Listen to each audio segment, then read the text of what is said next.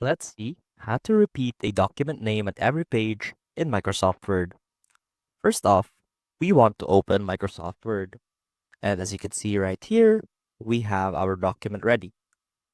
Now let's say that we want to format our document to have a document title at the beginning or at the end of each page. And we can do that by using the header or the footer options in Microsoft Word. So first off, double click on either the top or the bottom of the document, and that should open up this header or footer. Now, when you type in something in your header, let's say, let's type in document title.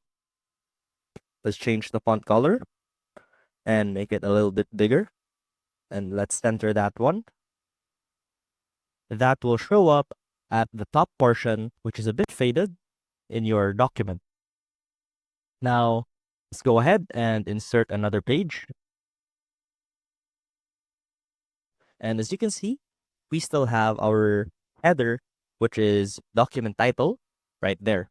And that will continue as long as you don't create any section breaks or if you don't change any formatting to your header, where if you want to have a different first page or a different second page, you have the option to do that.